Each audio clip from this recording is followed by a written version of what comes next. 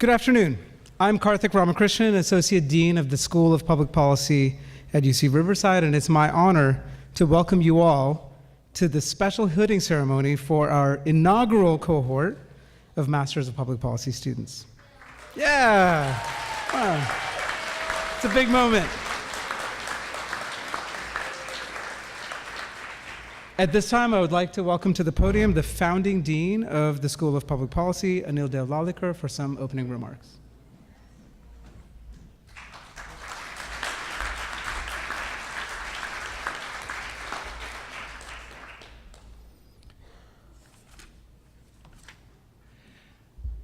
Good afternoon, everybody. On behalf of the School of Public Policy, I extend my warmest congratulations to the class of 2017 Master of Public Policy graduates. We are delighted to celebrate this special occasion with our own Chancellor, Kim Wilcox, Provost Cindy Larive, Vice Provost for Undergraduate Education, Rich Cardulo, and several School of Public Policy faculty and staff who are in attendance today. We are also honored to have some special guests from the external community joining us this afternoon. Amongst these are Congressman Mark Takano, our keynote speaker,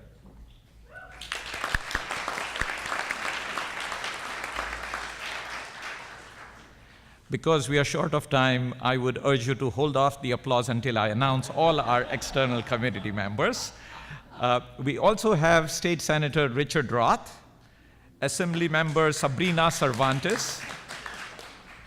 I see that instructions are pointless. Assembly Member Sabrina Cervantes, Assembly Member Eloise Gomez Reyes, Council Member Jim Perry, Mr. Joseph Sanberg, co-founder of Aspiration and one of our advisory board members, Greg Wilkinson, retired partner at Best & Krieger, and also one of our advisory board members. Thank you all for your unwavering support today and over these past 2 years. It is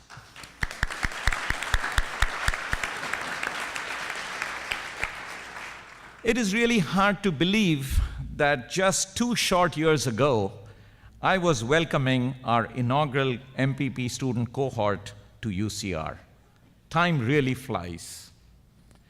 MPP students, this is a special occasion not just for yourselves, but also for us in the School of Public Policy. For us, because 2 years ago, it was the very first time that our new school was teaching students in a brand new program that we had developed. Although we probably didn't convey this to you, we weren't really sure how it would all turn out in the end. But just looking back at these last 2 years, and especially looking at you today, and having attended your capstone project presentations last week, I know we have succeeded. My colleagues and I are so proud of seeing what you have become in these past 2 years. Idealistic, committed young men and women who now have the analytical tools of policy analysis to go out into the real world and change society through the power of policy. And this is a special moment for all of you as well.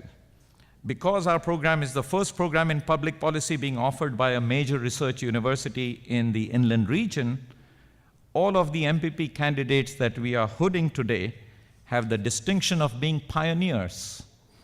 The first to undertake this rigorous MPP program, the first to graduate from our school, and the first cohort of trained policy professionals who will use their rigorous analytical training, as well as empathy for fellow citizens and norms of social justice to improve the communities that we live in. There is just so much potential in this room.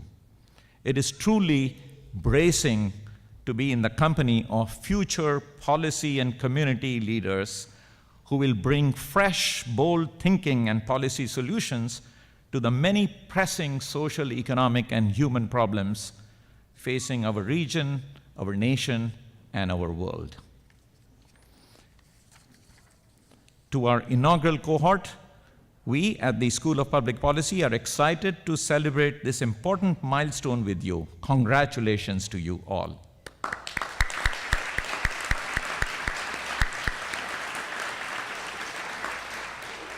And at this time, I would now like to introduce our Chancellor, who will share some brief remarks with you. I have to introduce you still.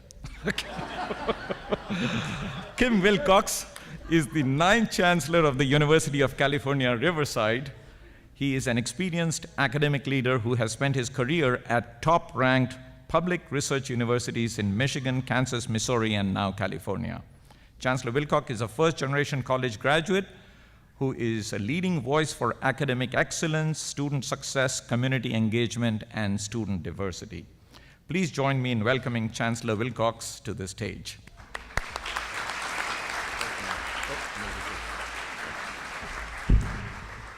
Thanks, Anil, and thanks for the introduction. Welcome to all of you. Great to have you here. Congratulations, of course, to everyone on this side of the room. I thought I'd take a couple minutes to talk about public policy and beginnings. And I'm not a public policy wonk, so my colleagues up here are cringing a little bit to think I might talk about it, but let me talk a little bit about it. Public policy and beginnings. Lots of places I could start the conversation. Let's jump back to the Mayflower. Terrible trip, everybody's sick, but before they got off the boat, they stopped and said, wait a minute, we need to kind of think about how we're going to organize ourselves. We could just pile out of the boat, we don't know what's out there, build houses, and it could be chaos. Let's start to think a little bit about how we want to organize ourselves so that we're not just a bunch of people in this new place, but we're an actual community in some way or another. And that was public policy. Think a little bit more about that. They had no idea what the future was going to be. They didn't know that half of them would die in the first year. They didn't know what the future was. But there was a sense of organization and hope that was defining in that moment. Now, unbeknownst to them, there were a lot of people here already who also had their own sets of public policies. The Native peoples had organized themselves, some in written form, some in oral form, but they had organized themselves into communities. And all that was so that they understood their place, individually and collectively, and that they had a sense of where this might go and how they might get there as a community. Now, jump ahead, you can jump ahead to the Constitution of the United States, the Constitution of California, you can relive that experience. We look back, there are many people who would tell you the Mayflower Compact was great, but it didn't appreciate the context it was in. It didn't know there were Native peoples here with the kinds of insights, the communities that they had. If they had known all that, they probably could have written a better compact, one that would have been better for them and for all of us in the long term. There's always a sense of looking forward, but it's important to stop and look back. Now, jump ahead to today. We have over here talent that you could never have imagined on the Mayflower in the 1600s. People who can not only think about the future with that same hope and aspiration of building a better community, but can do it with a technical sense, with analytical tools, qualitative and quantitative, that we simply didn't have back then. So that not only is this aspirational and hopeful, it's a pretty informed hope. That's what this group represents for us. And more importantly, I think, it's a hope that is deeply embedded in the past. This is, I know these faculty members, their commitment to the community here in the inland region and their commitment to the state and the nation. These individuals have a sense of how they can empower our region, our state, in a way that will really take advantage of those histories. And that's what we're seeing today. Now, we're also seeing something beginning today, of course. This is the first ever graduating class of our School of Public Policy. And I want you to appreciate that. Here's how I think of it. We'll graduate some more students next year, and next year, and next year, and next year. And I'm guessing, knowing the dean as I do, he's going to take your picture if he hasn't already. It's a group picture, right? Group picture? Yeah, already got it. And that's going to be hung up in the college. And then we'll hang up another picture next year. Another one next year, another one. After 20, 30, 40 years, we're going to have to fix up the college, right? We're going to have to take down the pictures, probably fix the plaster, paint, redecorate. There'll be a new dean by then, probably. And somebody's going to ask, should we hang all those pictures back up? And of course, there's two answers. One is, yeah, we need them all. Or somebody say, I don't know if we need all of them. They pretty much all look the same after a while. But we should put up the first one. And I'm here to tell you, 30 years from now, 40 years from now, 50 years from now, you come back to UCR, to the Dean's Office in Public Policy, and I'm pretty sure you're going to see your picture. And I'm pretty sure that every student who enrolls in the school from now on will see your picture, because you are the first class. And that means something symbolically for all of us, but it also means something important for me, and I hope for you, about what you do to set the future. You set the course. You set the expectations, not just for your 2 years here on campus, but for the rest of your career. The things that you do will set the mark, will set the benchmark for everyone who comes after you. And every year we'll have a chance to see your picture hanging on the wall in the dean's office. I'm proud to think that you are the ones who are going to set that bar for us for generations to come, and I thank you for that. Now, beginnings don't happen magically. It takes a lot of people to make a beginning and to make a successful beginning. And in addition to all the people on the stage and the ones that the dean commented, and of course our students over here, there's a special individual who's been key to us. His name is Joseph Sanberg. Joe is a guy who appreciates deeply what this school stands for. Now, I'll give you two pieces of information about Joe that I think are important. He's very successful in the financial world, and one of his companies is called Aspiration Incorporated. Aspiration, of course, is just like the hope I was talking about earlier in public policy development. But for Joe, aspiration means let's invest people's money in a way that makes a difference in their lives. So this isn't like so many people who are successful, you keep getting richer and richer clients, go to Wall Street, make a lot of money. Joseph's target are middle-class families, and the impact you can have on helping regular people invest their money in a way that makes a difference. That business instantiation is probably the best example of Joe's values. But there's another one. Joe Sanberg chose to create a scholarship program called the Abraham Rice Scholars Program. Not named for Joe Sanberg, which he could have done, it was his money, instead named for his grandfather. And he used that money to fund 7 of the students sitting over here. Just like the folks in the Mayflower, Joe said, I'm about the future, I'm about aspiration, I'm about hope. And I think there's no better place to make my investment in hope than in these students. So I would at this point like to invite Joe to the stage to give our address.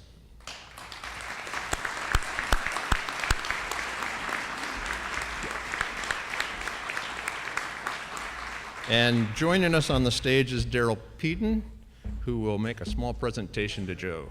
Don't go. Thank you. You stand right out here, please.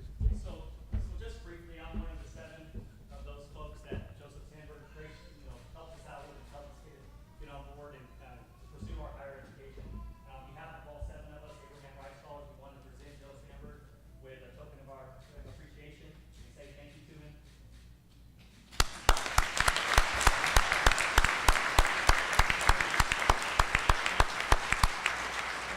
And also to the School of Public Policy, also the school has a gift for you as well to say thank you.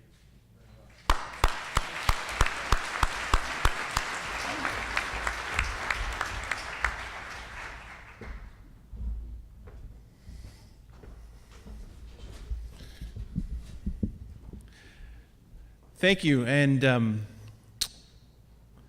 I'd remind the graduates, the last time I spoke to them was during their investiture. I guess it was probably 20 months ago, 18 months ago.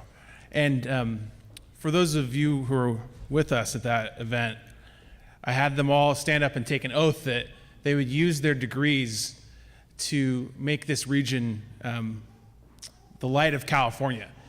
And how times have changed from that moment to today in the world. If I had known how needed you'd be in the world, I would have done 3 times as many scholarships. And Anil can hold me to that in the future. Obviously, no one could have imagined what California and America would be like in 2017 post the election and the unrest that would, I think, characterize our civil society and our culture, which is why what you're going to do after your graduation is so important. I want to talk to you a little bit about this idea of empathy, because I think It's a word that's bandied often about now in the wake of the election and amidst all of the cultural unrest going on. And I think it's a word that's really often misunderstood. The first thing you need to know about empathy is it always begins with you empathizing with someone else, not you asking others to empathize with your problems. And the biggest problem you're going to face, and that we're all relying on you to address, is the fact that 3 out of 4 families who work couldn't weather a $700 surprise expense. I want you to pause on that for a second. I want you to think about, each of you, in your own lives, the times when your budget has been a little bit stressed. Maybe there were some bills you couldn't pay. Do you remember that uncertainty you felt, that stress, kind of looking over your shoulder, that sense of upset in your stomach? Now, imagine living with that sense of stress every single hour of every single day. That's life in America for 3 out of 4 working families. That's not life for homeless people or the lowest income of those among us. That's life for 3 out of 4 people. And so, as you enter the public policy world and you hear in our culture the word empathy bandied about, remember that empathy has to start with a necessity of addressing what really afflicts the other. And there's no bigger problem than the fact that most people are living in this constant state of stress and anxiety. And we know so much more today than we ever have known about what this does to the human condition. We have no excuse. We know that when kids grow up in poverty, it literally affects their brain development. That this question that 3 out of 4 people are living in this constant state of financial stress, and what do we do about it, literally strikes at the central question of what kind of society do we want? We talk a lot about freedom as a society, but I'd ask you this: if you're a person who literally couldn't weather a $700 surprise expense, which means you're a broken wrist, a couple of blown tires, a busted pipe away from financial crisis, what kind of freedom do you actually have? Do you have freedom too? If you don't have any flexibility to spend time with your kids or have the peace of mind to know you can manage a healthcare crisis? So, graduates, this is the challenge that we're expecting you to solve. Nothing more, nothing less. And I need you to know this uncomfortable truth. There is not any angel coming from the beyond to fix this for us. We have to fix this ourselves. You have to fix this. And the work you're going to do in the inland region is especially critical to our state. My grandfather, who came here about 65 years ago, moved to Orange County when he came to California, because at that time, that's where New Californians went. That's where there were jobs and affordable housing. But New Californians today come to the inland region and to Riverside and San Bernardino. And so what happens in this region has consequences more than just about the borders of these 2 counties. It's a really fundamental question about whether the California dream that's been a light for generations of families still exists for this generation of new Californians. The good news is we have leaders who are setting examples for our graduates. And there are things that are moving on the front of economic justice in California. You know, I'd be remiss if I didn't highlight something huge that's happened just this past week in California. At a moment in our country's history where programs that support working families are under assault at the federal and the state level, California is a light in the darkness for having substantially expanded something called the Earned Income Tax Credit. And there's an individual here who deserves a special recognition for his leadership in expanding the Earned Income Tax Credit, and that's Senator Richard Roth. And I actually want him to have a round of applause. He deserves it.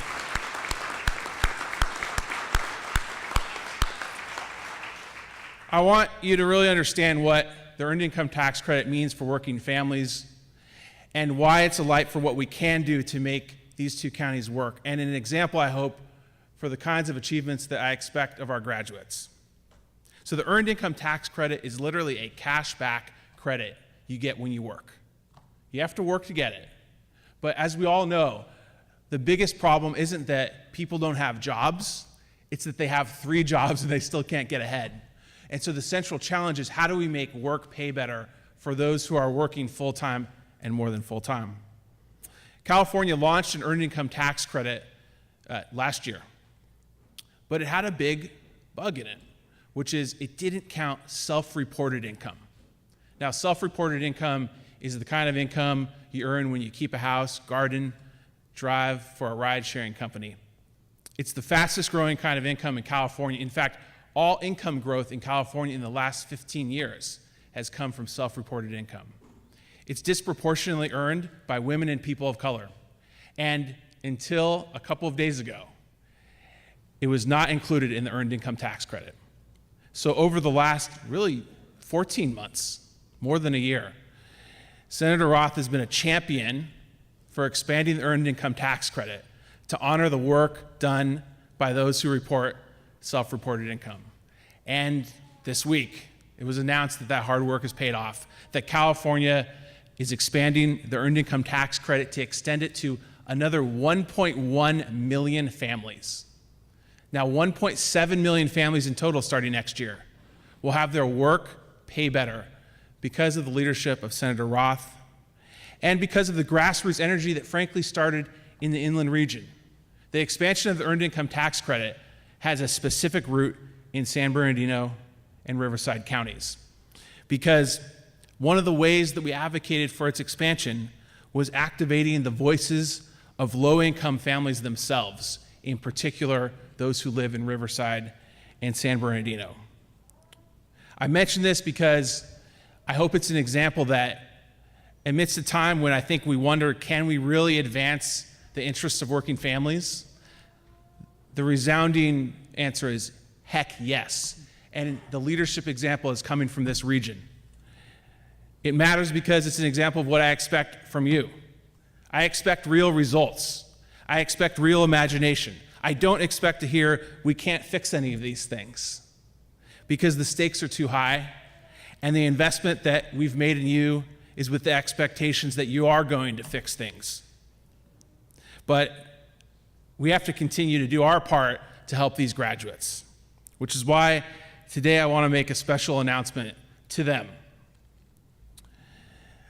I'm launching a program that will begin in Riverside and San Bernardino that will be called Field Offices for Economic Security, because I think the central challenge of our time is providing security for everyone who works. And the first field office for economic security that we're going to be opening is right here in the inland region. And any graduate of this class has a guaranteed full-time job with full benefits in this field office.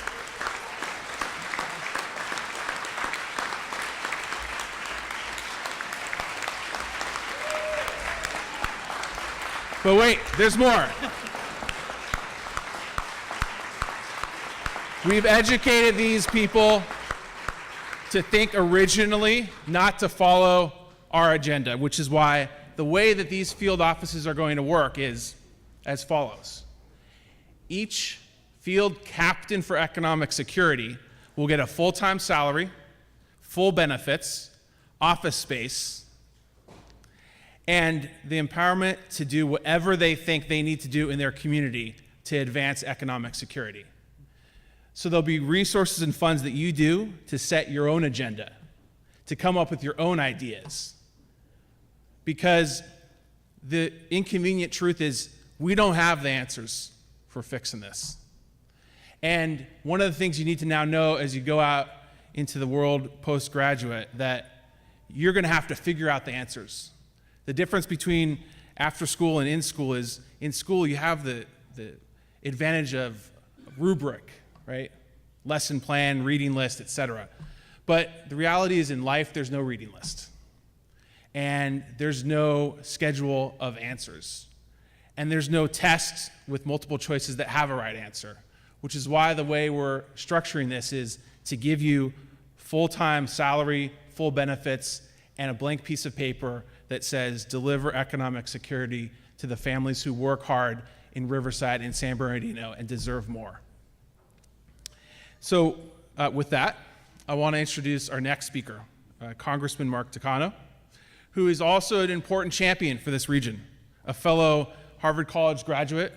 I think I might be a couple of years younger, but he's a couple of years wiser. And someone who always has the interests of this region top of mind. He's been a trustee for the Riverside Community College District, a member of Congress since 2012, and I want to tell you a brief story that I think doesn't get enough attention about the congressman. You remember in 2013 when there was a terrible government shutdown budget mess in DC? There were some funds that were really necessary for the Metrolink Paris Valley extension here in the inland region. And literally, in the nick of time, Congressman made sure that these funds were secured before the government shut down.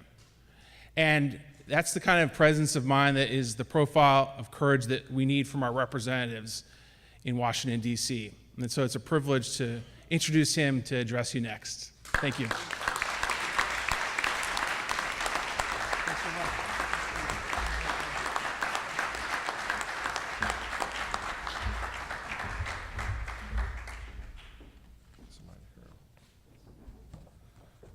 Well, wow. Well, thank you, Jim. I didn't know there were many more Harvard graduates out here. Joseph, thank you, Joseph, for that wonderful introduction. And thank you, Senator, for all your hard work. And I know you say it's an Emory tie, but I'm going to say that's a University of California colors that you're wearing today. Well, thank you for that introduction. Dean Dale Lalikar, distinguished faculty, chancellor, proud parents, family and friends, and most of all, graduates. It is my distinct honor and privilege to join you for this historic occasion. As Joseph mentioned, he didn't really mention this, but I'll mention it. My life has been defined by many firsts. I was the first person born in Riverside, raised in Riverside, to actually represent Riverside in Congress. It's kind of hard to think about that, but everybody else who's represented Riverside in Congress since the beginning of California statehood has been someone who's not actually from Riverside. I was the first openly gay person elected to Congress in California. I was the first non-white openly gay person elected to Congress. And I was the first member of Congress to openly refer to myself as a Gaysian. And to this day, when I do that, that makes Nancy Pelosi blush. Well, blush might be a bit strong, but let's say that the word Gaysian gives my leader pause. Today, I have the honor of another first, and we've mentioned firsts, and I'm very proud to be the first member of the United States Congress to congratulate you, the first class of Masters in Public Policy students at the University of California, Riverside.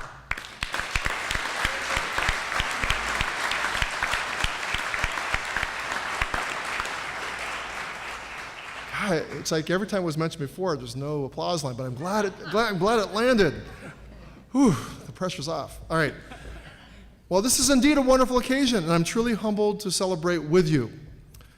Dean Dale Lalikar, in 2015, when you first launched this Masters in Public Policy program, I don't know if you anticipated how desperately our country needs a new crop of public servants, but if you did foresee the 2000 election, I'd like to hire you as a consultant. Today, the graduates in this room are becoming part of one of America's oldest and most noble traditions, creating a more perfect union and protecting the great American experiment in democratic self-government for another generation. And there are two ways to look at this divisive time in our country. You can take comfort in the knowledge that the struggle to repair the fissures in our society is an undertaking as old as America itself. William Faulkner once wrote, famously, that the past isn't dead, it isn't even the past. And many of the injustices you must correct and the wounds you must heal are some of the ones that have echoed throughout our 240-year-old history. The internal struggle over the soul of America has always been defined by questions of race, class, gender, wealth, and geography. The chasms in our society that you are inheriting today are as persistent and as constant as our Constitution. And in fact, some of those questions are found directly within our Constitution. But it also could be said, and it is my own view, that the graduates in the room are entering the world of public policy at a remarkable moment, unlike any in our recent history. The foundations of our democracy, including a free press, a transparent and accountable government, and our shared commitment to a set of democratic norms, are being tested by the stress of domestic disunity and global instability. Through this lens, you are entering a new frontier of American politics, one in which our divisions are intensified by technology, incentivized by the blurred lines between politics and entertainment, and increasingly entrenched in our political structures. Well, this trend is reflected around the world. In Europe, where liberal democracy rose from the ashes of World War II and supported decades of relative peace and prosperity, the principle of liberal democracy and the institutions that were founded in its name are facing the stiffest challenge in recent memory. Prior to the relative stability of the past 70 years, the European continent endured centuries of violent and brutal rivalries. Now, that context underscores the fragility of its political structures and the importance of our support for democratic institutions here and all over the world. Now, my generation, meaning older people, often complains and worries about millennials, because fretting over the next generation is another one of our oldest and most noble traditions. But I'll admit, I am concerned about what lies ahead for you and our country. And I'm not worried about your generation's selfie sticks or Snapchats, though I myself have been known to ask for a selfie. I really am worried about your peers' softening attitudes toward autocracy and openness to authoritarianism. A recent Harvard study found that 26% of millennials said it's not important to choose leaders through free elections. And fewer than 30% of young people believed it's essential to live in a country that's governed democratically. The fading memory of World War II and the current failures of our democratic institutions have undermined an entire generation's faith in a government that is of the people, by the people, and for the people. Now, there's a reason I'm describing this tenuous moment of our politics so thoroughly to this audience and in this setting. The education and training you received from this program has prepared you, and in many ways obligates you to restore the next generation's faith in democracy. So, I want to take this opportunity today to congratulate you and celebrate with you and wish you all the best on your future endeavors, but I also want to challenge you. Today, I'm challenging you to use your talent, to use your knowledge, and to use your passion to restore America's trust in government and to reinforce the shaking pillars of our democracy. This is no easy task, but the people in this room are not here because public policy is easy. And let's be honest, there are academic programs that set you up for less strenuous and perhaps more lucrative careers. It would likely have been less stressful, for example, to pursue a master's in science and enter the world of information technology. No one logs onto Facebook to call their workplace IT specialists lying socialists. But I can tell you from experience that if you enter politics, that happens to you from time to time. In fact, I've been accused of far worse. But by attending this program and earning your master's degree, each of you have demonstrated that you are committed to the hard work of public service and that you believe in your power to make a difference. And I'm here to tell you that your faith is not misplaced. I do believe that you will make America, that you will remake America for the better, that you will reverse the corrosion of our democratic institutions, and that you will renew the civic spirit that our nation longs for. but only if you do the following three things. I think you have to maintain your fidelity to truth, number one. You must also help restore our sense of community and rebuild a notion of a common world. And lastly, you must uphold the importance of respect and humanity in our public discourse. So let's start first with commitment to the truth. And here I'll turn to one of the great influences on my political career, the philosopher Hannah Arendt. Hannah Arendt was a German-born American political theorist who lived through Germany's descent into fascism and terror. She identified totalitarianism as a distinctly new political phenomenon, and her writings are incredibly relevant today. So relevant, in fact, that her seminal work, The Origins of Totalitarianism, sold out on Amazon a week after the 2016 election. I know, it's kind of... to be clear, I'm not saying that the election was a step toward totalitarianism, but rather that the patterns emerging in our political system are cause for concern. And here's what Hannah Arendt had to say about the importance of truth. And here's what she said. The ideal person who is most vulnerable to autocratic or totalitarian rule, she argued, is the person for whom the distinction between fact and fiction and the distinction between true and false no longer exists. She also tells us that the simple act of lying to ourselves and to the public, is a potent ingredient for political instability. I believe we are seeing that theory proven right in this very moment. Democracy is a bit like modern currency in that it's partly an illusion that it gets it's partly an illusion. It gets its power from our willingness to recognize its legitimacy. An election, a court order, or a law passed by Congress and signed by the president, these acts are meaningless without the consent of the governed. Much like a $20 bill is just a green piece of paper without our common respect for its value. Blatant falsehoods that have become routine in our political culture are akin to counterfeit currency. If they become too prevalent, people begin to question the legitimacy of the entire system. But let's consider the less extreme and more immediate effects of dishonesty in government. Even if lying doesn't instantaneously destabilize our political systems, at the very least, it leads to dysfunction and impedes our ability to solve any challenge, big or small. The warring factions of our political system and our deeply divided citizenry will never come to workable solutions if we cannot agree on the facts. And one of your greatest challenges will be to merge the divergent realities that exist on both sides of the political spectrum and restore a basic consensus on what is true and what is not. Our democracy also relies on an ordinary citizenry to make decisions about the direction of our schools, our cities, and our states, and our county, or actually our country. But if the information that they are working from is fictional, if the compass we give them is unreliable, how can we expect them to navigate the way forward? How many wrong turns will it take until people just stop trying? Now, Hannah Arendt also wrote that when our society loses the ability to discern truth, it also loses the ability to think and make judgments.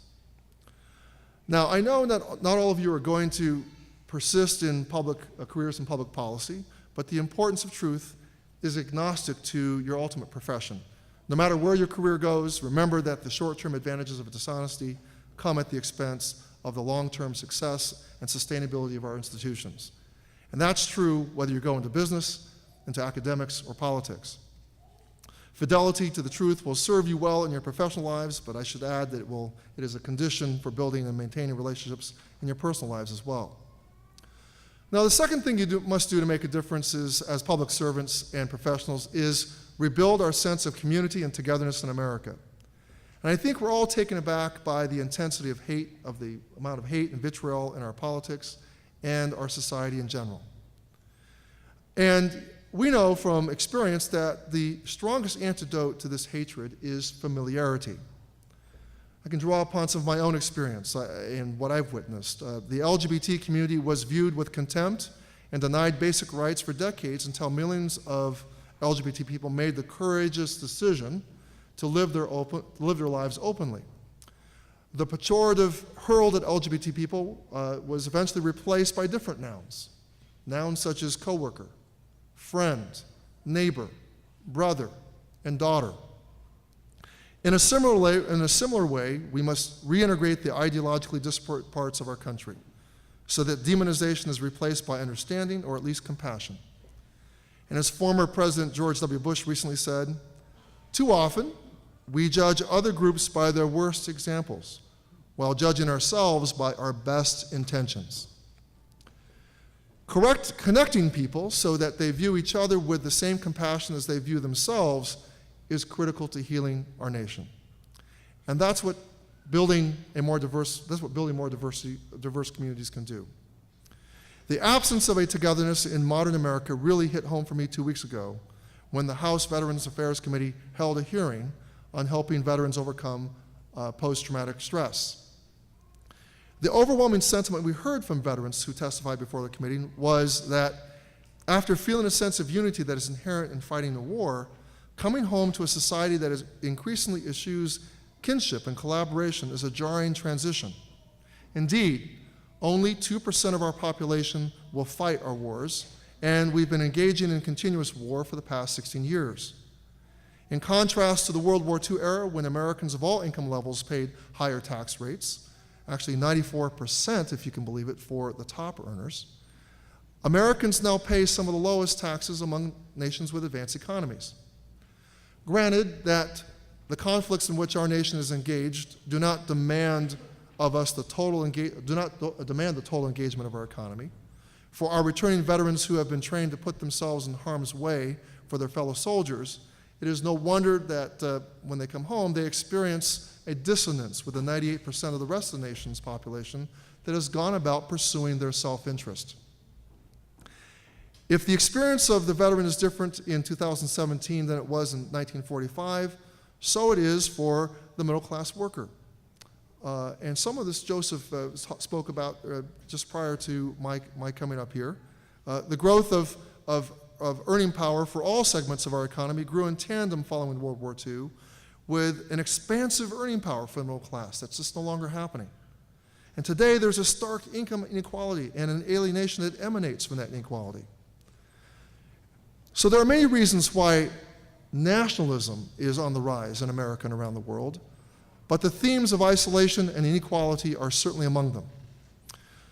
Where millions of Americans used to sit on their front porches, now they tend to stay in their backyards, and where a high school education used to be enough to empower someone to have a comfortable standard of living, American workers are being forced to fight over the scraps of our economy. These shifts not only replace our sense of collective responsibility with a focus on individual gain, they leave members of our society searching for belonging and identity. Again, Hannah Arendt wrote, "The chief characteristic of the mass man," and by this she means someone who is drawn to autocrats, is not really about brutality and backwardness, but it is about isolation and a lack of normal social relationships. Hyper-nationalism in some ways is a response to the anonymity of our society. It offers a sense of belonging that many people are missing. Hannah Arendt would call this absence of a common world in which all of us feel connected to each other's success and struggle. It is incumbent upon us to rebuild that sense of commonality in our country so that intense tribalism or the pull of a common culture associated with tribalism does not fill the void. So wherever you live, whether you settle here in Riverside or elsewhere, I encourage you to invest time in building organizations that connect the people in your community, and I encourage you to strive to create a common world that is open and inclusive. Now finally, the last part of your challenge is to restore the value of decency in our politics and our society. Our country will never be healed until we find a way to vigorously and publicly debate our ideas without shedding our humanity and our respect for one another. This week was a reminder that while we come from different political perspectives and have different ideas, we are all united by our humanity. Congressman Steve Scalise, who remains in the hospital today recovering from the stunning attack on the Republican baseball practice last week, is not someone that I agree with very often. But as Speaker Ryan put it, the House of Representatives is a family, and an attack on one of us is an attack on us all. The day Congressman Scalise was shot, I sat next to a Republican from Texas, who I had never spoken to before, and he put his hand on my shoulder, and we stood on the House floor to pray for our colleagues. Also for the 2 Capitol Police officers who courageously put their lives on the line. And I note that a councilman who was recently reelected, Councilman Perry, was a former police officer. And we thank the police officers, our law enforcement officials for the brave work they do every day. I'm struck by the fact that political correctness has recently come to be associated with weakness. In my mind, no one is stronger than the person who can disagree without allowing their disagreements to devolve into resentment and animosity. No one is as strong as the person who can see that compassion and honest debate are not competing ideas, and that we must encourage both if we're going to move our nation forward. So it should not surprise you that Hannah Arendt predicted this phenomenon as well. She warned that the conditions that allow hate to enter mainstream thought include a mindset in which it seemed revolutionary to admit cruelty.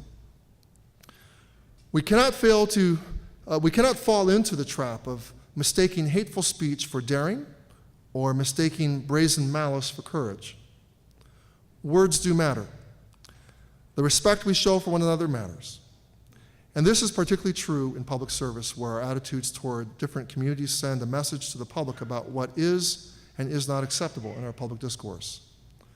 So no matter how intensely we may feel about the issues and policy areas that we enter into, I encourage all of us not to lose touch with our humanity and the humanity of those around us. Graduates, there'll be times in your career when these 3 conditions I set out for you today will seem impossible to uphold. It may feel impossible to maintain your fidelity to truth when dishonesty is accepted and rewarded all around you. It may feel impossible to restore our sense of community when so many powerful forces are pushing us toward isolation and division. And it may feel impossible to maintain respect and humanity in our discourse when it feels like you and your community are not being respected. But as I said at the start, you did not go into this arena because it was easy. And nothing about our country is easy. Incredibly, we are one of the only countries in the world that is not bound by a common race, nationality, religion, or any other defining characteristic. We are bound by some very powerful ideas.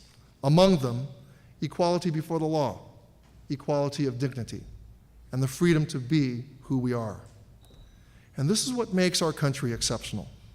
And that is what we are fighting every day to protect.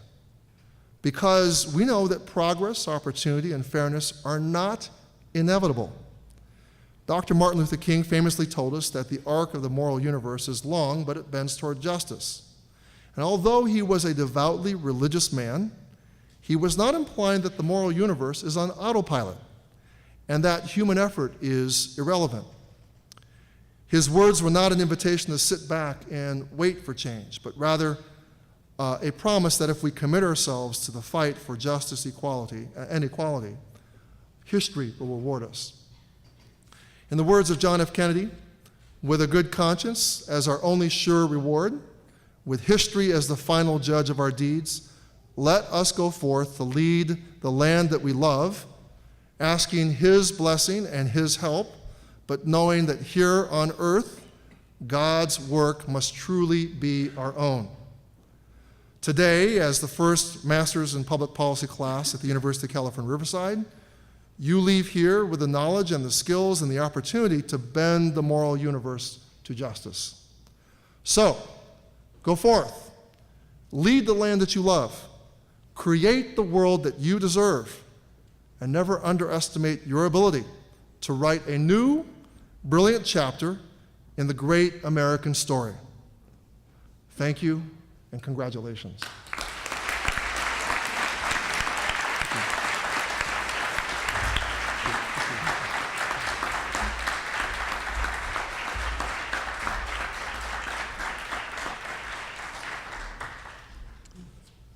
Thank you, Congressman Takano, for those powerful words and powerful charge for our inaugural class and indeed for all of us here. Thank you also to Joe Sanberg, not only for your support in helping make this inaugural class so successful, but for the powerful new effort that you announced today, and to Senator Roth for expanding middle class opportunities, and to think that our region is a pioneer in these kind of efforts is really inspiring. It is now my honor to introduce our MPP student speakers. We have two MPP candidates speaking on behalf of the inaugural cohort. Our first speaker is Maureen Ahmed. Maureen, please make your way to the stage at this time.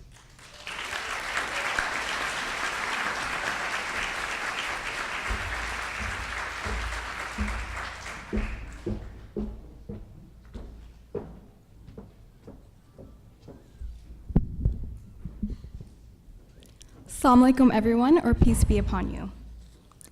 Growing up as an immigrant, having gotten my citizenship 3 weeks after I started the MPP program, I had the bare minimum knowledge of politics and community engagement. Like most immigrant children, I thought my only options in life were to become a doctor, a lawyer, an engineer, or a businesswoman. When I transferred as an undergrad, I had to choose an alternate major other than the one that I wanted to pursue, owing to a conflict in my class schedule. So I chose public policy, even though I didn't know much about it. At the time, I really just wanted a career that would create positive changes in other people's lives, and a public policy degree was a vehicle to achieve that goal. I chose to return to UCR when the Master of Public Policy program first launched, turning down a scholarship at another university. Standing here today, I'm so glad I did this. A lot of people ask me, why did I choose to return to UCR for my graduate studies, and to a newly established program with no track record at that? Let me tell you why. UCR is one of the most diverse campuses in the UC system, if not the nation, and is full of smart, motivated, and passionate students, staff, and faculty members whose talents are often underappreciated. We, the UCR community, learn from the struggles of people different from our own, which fosters excellence. While at UCR, I've seen firsthand how often intersectional dialogue and solidarity occurs, especially in divisive climates, which is something that I plan to take with me after I graduate. And aside from the invaluable academics that I've learned here, I've also learned many important life lessons from professors and students. The knowledge and experiences that I've gleaned from others here have given me new perspectives on life. I've learned to put myself in other people's shoes and be more tolerant of perspectives I may not fully agree with. I have resolved that I will always strive to identify, advocate, and implement public policies that are evidence-based, yet promote fairness, equity, and justice for all. In this MPP program that we have just completed, we each have our own unique strengths, but we have complemented and uplifted one another. We are all going to contribute different things to society, but no matter what we end up doing, we will all be applying the tools that we've gotten here to better the lives of our fellow citizens and community members. I'll be watching out on my timeline to see all of the amazing work that each and one of you are doing, and I hope that our paths continue to cross again in the future. With our own talents, passion, and new skills that we've obtained from the MPP program, we can create positive changes in other people's lives, fostering healthy, safe, sustainable, and livable communities for all. Each of you gives me the hope and inspiration to do so, and for that, I thank you and the School of Public Policy at UCR.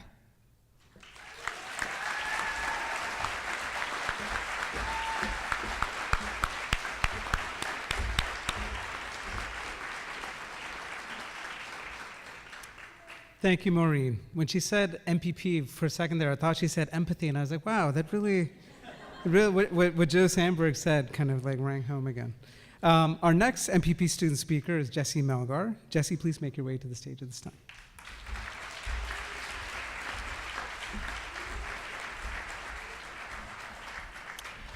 Hey everyone, how's it going? Before I begin, I'd actually like to ask the cohort to stand and give a round of applause to everyone who's helped us get to this point. So please join me in thanking our parents and our friends of support.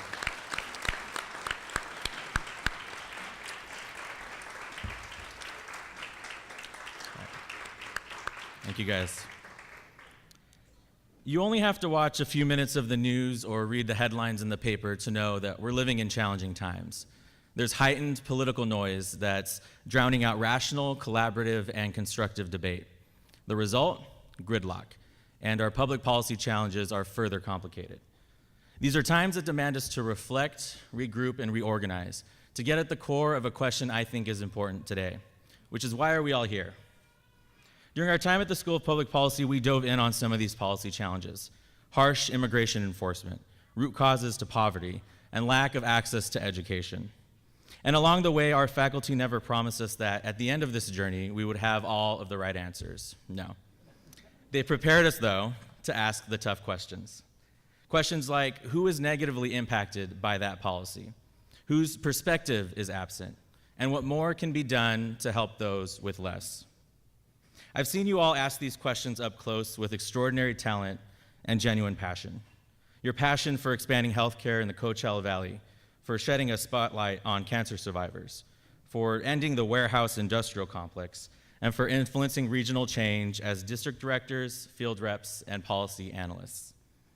And the fact that we're all so passionate comes as no surprise. After all, we are the inaugural cohort, self-identified idealists, change makers in our own right. So why are we here? Well, I think we know it isn't enough to sit on the sidelines, to complain, or to throw in the towel. It's on us to be out front, to question, to analyze, to lead. Graduates, yes, these are challenging times, but I do remain optimistic. In 2008, when I was a senior at UCLA, I was thrilled at the election of our first African-American president. But simultaneously that evening, I felt powerless when it became clear that the state had voted to ban gay marriage. I joined thousands to organize and lobby. I even worked at Equality California the year that the Supreme Court dismissed the case. And today I'm happily engaged to my partner of 6 years. Thank you.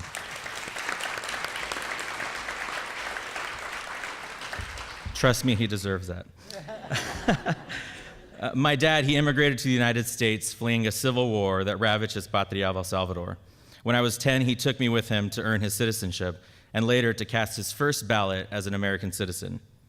Today, I'm an advisor to our state's chief elections officer, and our office attends naturalization ceremonies where we register new citizens to vote. You see, change requires us to get in the game, to lean in, not sit back. Because inevitably, policy decisions will impact you, the people you love, or the issues and values that you hold dear. LGBT equality, immigration reform, voting rights, these are some of the reasons why I'm here today. What are your reasons? What injustices are you fighting? And the answer to those questions? Well, that's why I think you're here today. That's why I think this MPP is all about. So graduates, go lead. Ask the tough questions, from grassroots to boardrooms, in elected office, and in the community. And don't settle until you arrive at acceptable answers. The communities we serve deserve it, our employers will expect it, and the challenging times that we live in will demand it. Thank you, and congratulations, class of 2017.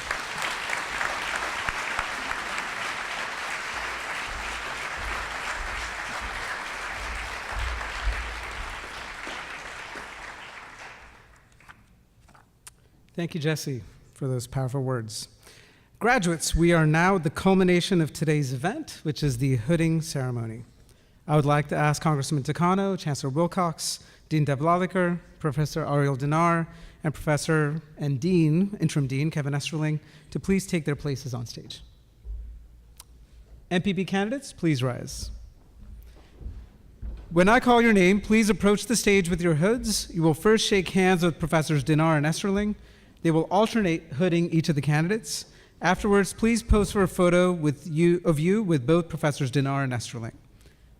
This is hopefully not too complicated, folks. Afterwards, please make your way further down the stage to shake hands with Congressman Takano, Chancellor Wilcox, and Dean Deb Laliker.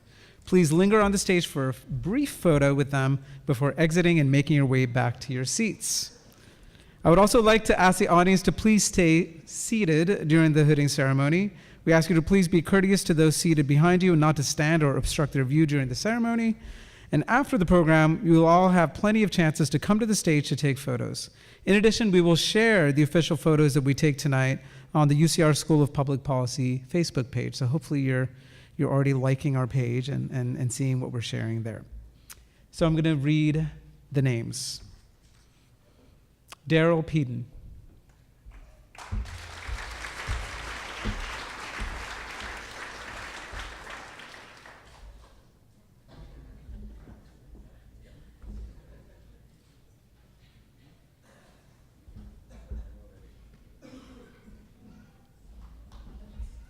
Quick photo, and then move on.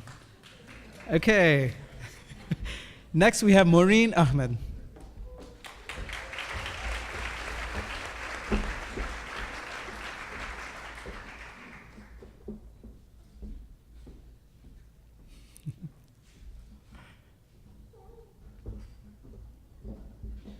Congratulations, you got to take a photo first. Yeah. There's certain things advanced degrees don't buy.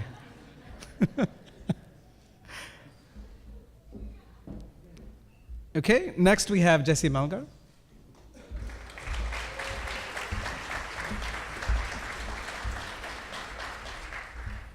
Yeah, graduates, just bend to the knees ever so slightly.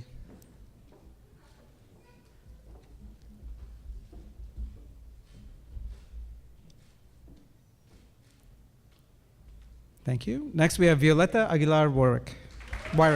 Sorry.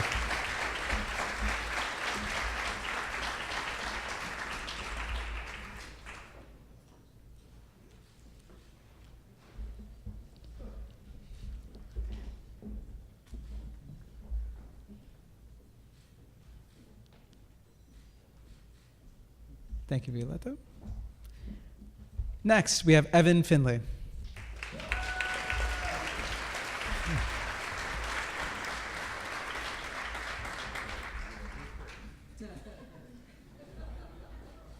On the chairs, Ariel.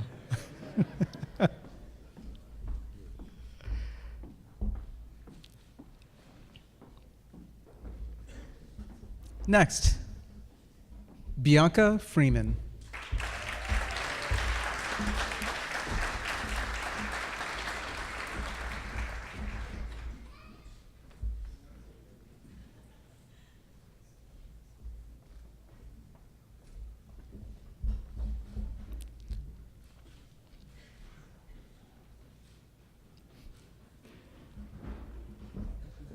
Rachel Gonzaga.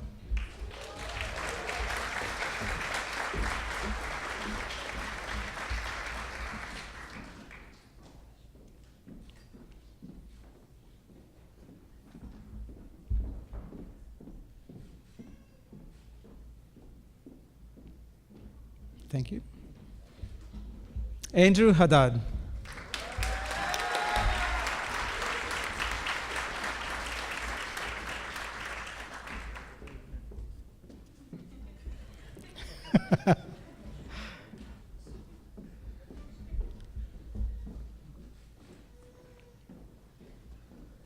Thank you, Andrew. Jessica Hernandez.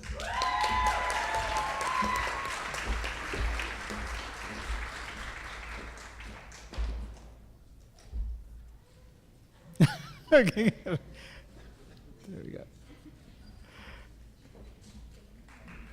Well, photo here first, Jessica.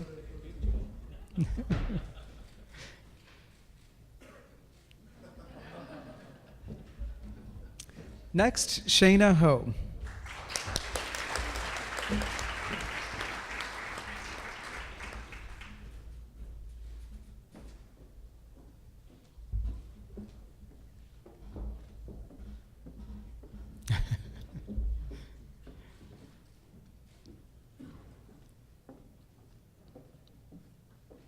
Dad's photo is very important.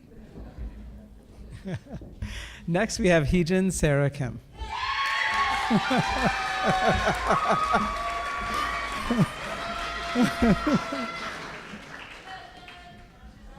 Wow, that sets a high bar from the audience right there.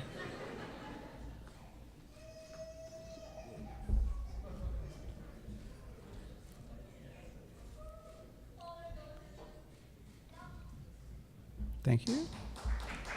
Next, we have Andrew Mackey.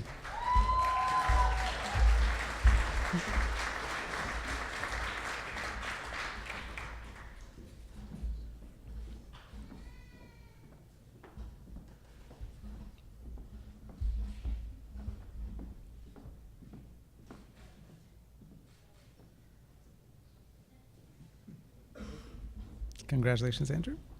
Next, Tyler Maderi.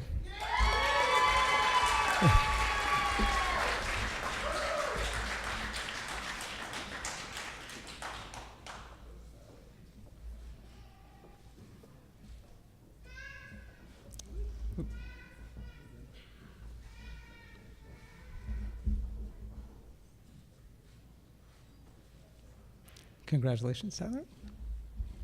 Next, Jessica May.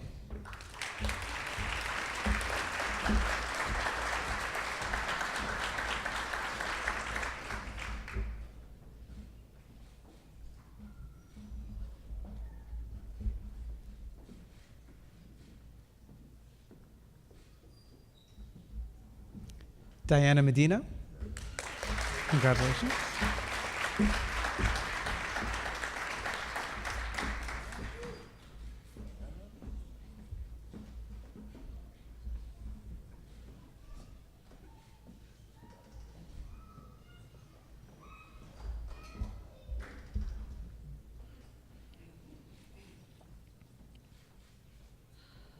Congratulations. Marianne Meleka.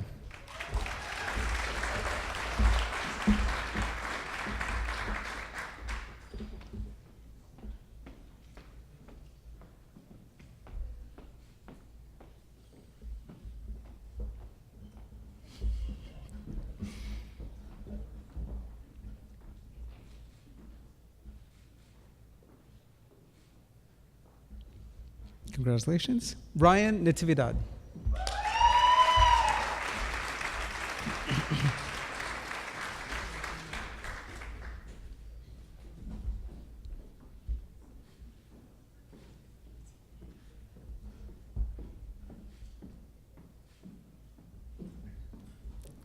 Congratulations. Cassie Nguyen.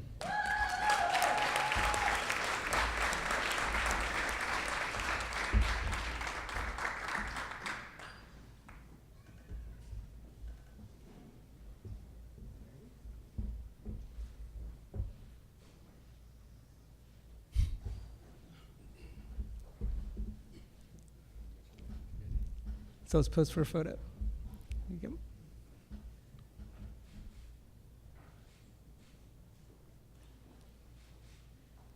Congratulations. Tomas Ocampo.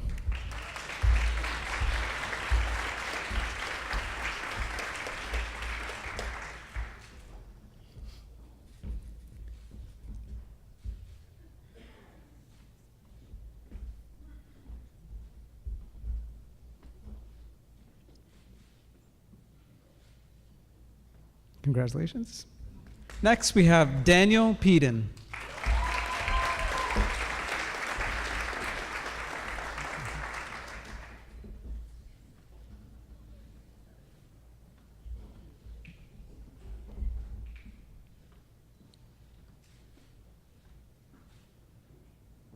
Congratulations.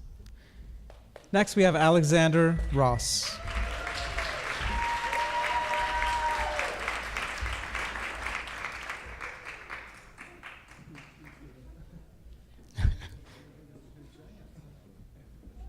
Oh, photo back here. Wait, you got to fix the hood in the front.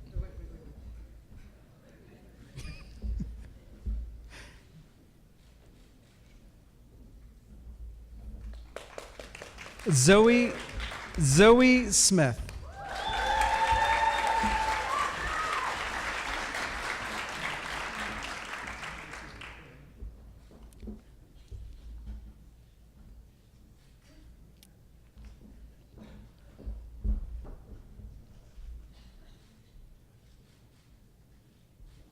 Congratulations. Naomi Soto.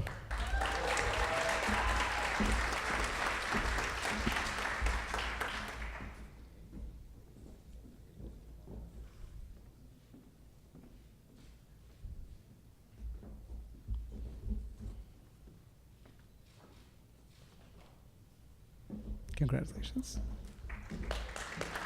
Eugene Vaudry.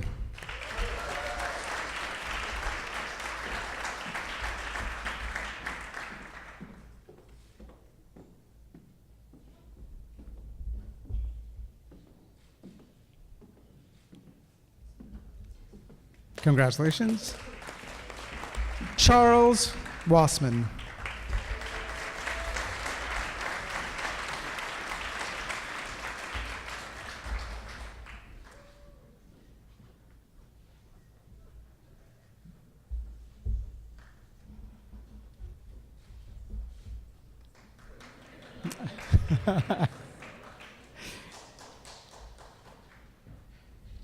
And finally, we have Annalisa Worm.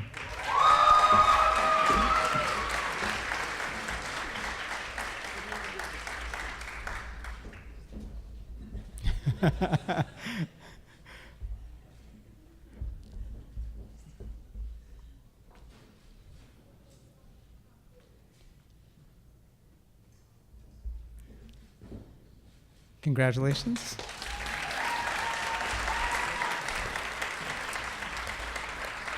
So while Annalisa makes her way over there, I would like to ask the inaugural MPP class to please stand up.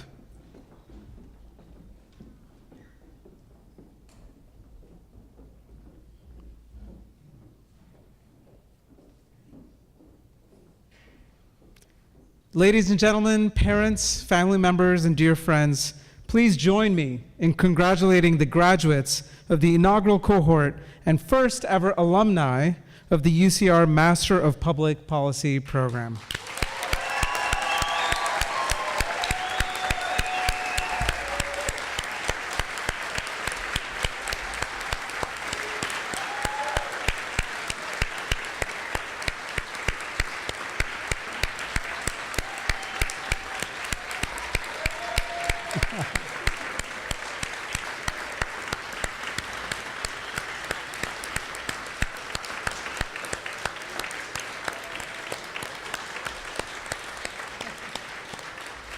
Everyone, please be seated.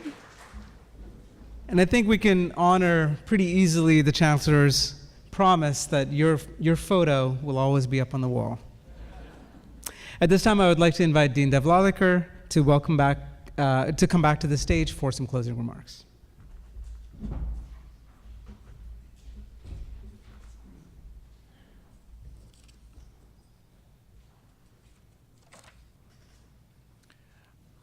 One thing I forgot to mention is that two of the students in the inaugural cohort actually work in the offices of Senator Richard Roth.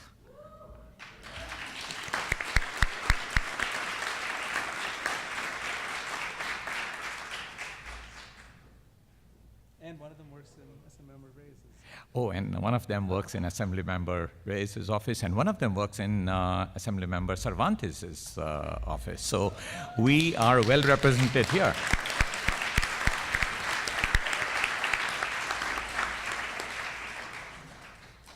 Congratulations to our inaugural cohort of MPP students. We are proud to call you our first ever graduating class.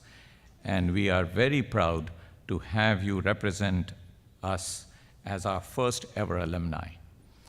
You are an important part of the UCR School of Public Policy family, and I hope you will continue to connect with us and keep us abreast of your future successes.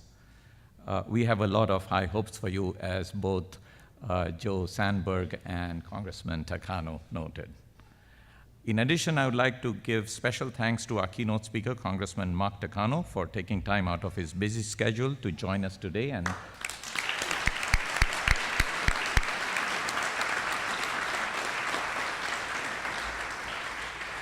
thanks as well to Chancellor Kim Wilcox, Joe Sanberg, and everyone in the audience, including family members and friends of our students, for joining us for this very special event and giving your support to our inaugural MPP cohort. And thank you to the faculty and staff of the UCR School of Public Policy, as well as to the UCR Office of Governmental and Community Relations for making this event a success. They worked behind the scenes over the last month to make sure that all the arrangements went flawlessly. So I would like us to give them a big hand.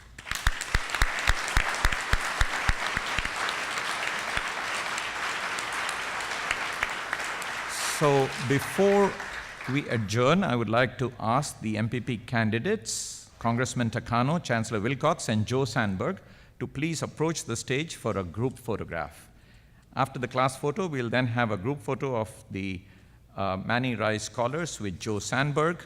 And this concludes our formal ceremony. I invite everyone in the audience to stay for our reception to be held at the back of the atrium. We do have some food and drinks for you, non-alcoholic drinks.